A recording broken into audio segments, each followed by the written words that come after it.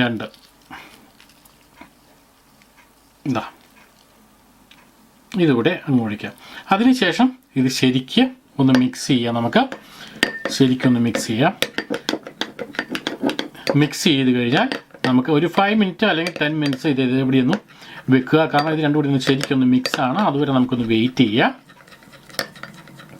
അങ്ങനെ 5-10 മിനിറ്റ് കഴിഞ്ഞ് കഴിഞ്ഞാൽ ഇത് ശരിക്കും മിക്സ് ആയി കഴിഞ്ഞാൽ ഇത് ഡയറക്റ്റായിട്ട് നമുക്ക് യൂസ് ചെയ്യാവുന്നതാണ്. കംപ്ലീറ്റ്ലി നാച്ചുറലായിട്ടുള്ള ഒരു മെഡിസിനാണിത്.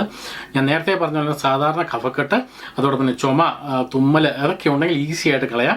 സാധാരണ ഇത് കുട്ടികൾക്കും മുതിർന്നവർക്കും ഒക്കെ ഒരേപോലെ ഉപയോഗിക്കാവുന്നതാണ്. 5 വയസ്സിന് താഴെയുള്ള കുട്ടികൾക്ക് ഉപയോഗിക്കരുത് എന്ന് മാത്രമേ ഉള്ളൂ. അപ്പോൾ എന്നാലും ഇത് ഉപയോഗിക്കുന്നത് വളരെ സിമ്പിളാണ്. നമുക്ക് ഈ പറഞ്ഞ പോലെ ചുമ, തുമ്മൽ, ജലദോഷമൊക്കെയുള്ള സമയങ്ങളിൽ ഇതാ ഇങ്ങനെ ഒരു സ്പൂൺ എടുക്കുക. ഇങ്ങനെ ഒരു സ്പൂണ് ഒരു ദിവസം 2-3 തവണ പല സമയങ്ങളിൽ, ഇപ്പോൾ രാവിലെ എടുക്കുക ഒരു സ്പൂണ്, അതോടൊപ്പം തന്നെ ഉച്ചയ്ക്ക് എടുക്കുക,